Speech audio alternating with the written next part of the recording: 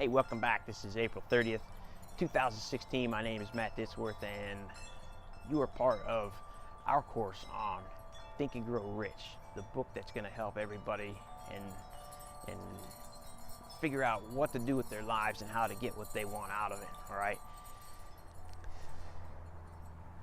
Last week we covered desire and faith. All right. Hope that you got something out of that for yourself. This week I want to introduce two new chapters. All right. These two chapters are going to be on imagination and decisions. It's the next step in the journey that we're on here for Think and Grow Rich.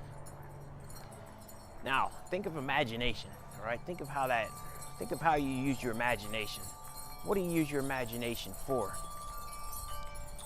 Whatever your mind can conceive and believe it can achieve, all right? So whatever you can think about and whatever can pop into your head, that idea, all right? Just like with desire and thoughts or things, if you came up with an idea and you want to accomplish that idea, all you got to do is use your imagination, okay? Les Brown said, operate from your imagination, not your memory, okay? Why is that so important? Because one of my favorite ways to explain imagination, or that I use in my head when I'm thinking of imagination, is the movie Inception, when they're inside that dream and they're creating the dream just from ideas and thoughts, right? And one of the things that he says is, don't use anything from your memory to create a dream.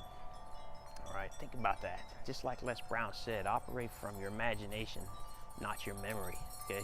Because you want to create new things and new ideas and ways to get that idea out.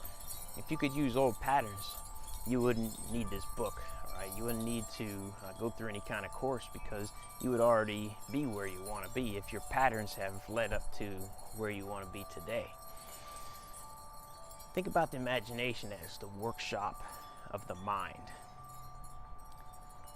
Once you have that idea, in order to bring it to fruition, in order to get it started, you gotta have to use your imagination, all right? Like I said, there's two types of imagination: creative imagination and synthetic imagination. Synthetic imagination, you're using past thoughts and ideas, memories basically, to create the next part of your life.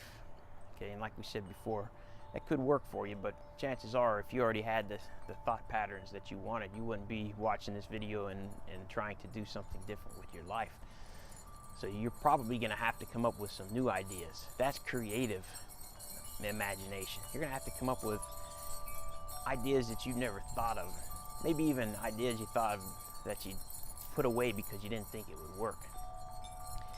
Intuition is another way to think of it. Intuition is when God is talking to you, or the universe is talking to you, all right? Have you ever been walking down the street and you get that idea or that thought to go to the right instead of to the left? When you always go to the left, but like, man, I just want to try this. You know, you get that kind of that impulse, right? Sometimes just to do it. That sometimes could be that creative imagination at work, all right?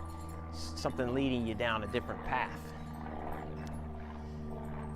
That's what I want you to consider when you're thinking about imagination, all right? Think of the genius that it takes, all right? That word genius, using your imagination, and genius. Now, you may be thinking about genius in a sense of IQ or intelligence, but I'd like to give you a different perspective of the word genius. I was listening to a Jose Silva meditation, and in there, they're talking about genius being people that use their mind in a different manner, in a different way than others, to help other people. That's what you're doing now, all right? To me, you're using your genius and creating new ideas and ways for you to accomplish your dreams and goals.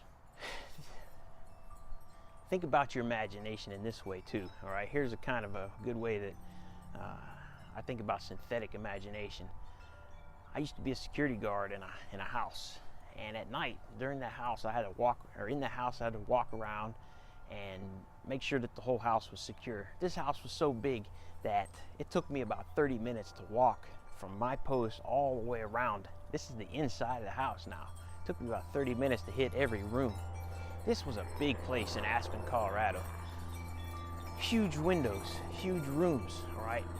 People could hide anywhere. That's where my synthetic imagination went to work for me. As I walked around, excuse the plane over here, as I walked around, I could see out the window, right? Really, I couldn't. All I could see was the darkness. I couldn't see out there, what was really out there. I know that whatever was out there could see in. So all I hoped was that I wouldn't see something in the window. I would hear something or see something flash by the window, and then if I wasn't careful, I would get goosebumps, as I am now as I think about it. You know, I would get the goosebumps, and then all of a sudden, if I wasn't careful, my mind would start to run away with ideas on what that could possibly be. Was it a monster? Was it a bad guy? Was somebody trying to come into this house and kill me and take over? You know, what was going on here? And that was the imagination, the synthetic imagination, just running away. That's the part of the imagination that I want to be able to harness, all right, and use it as a creative manner for me. And I want us to learn how to do that together. How can we use that creative imagination to come up with the next great idea for what you want to do, for what I want to do, for what we want to do as a group? How can we do that? How can it work at work with that new idea? One thing that I like to do for sailors when I'm on ships is ask them, you know, what would you do if I gave you $1 million, or let's say money's unlimited? What would you do with that money? I've gotten all kinds of answers. You know, one of my favorites recently has been, I would go to Mars. Creative ideas. That's the basis behind it.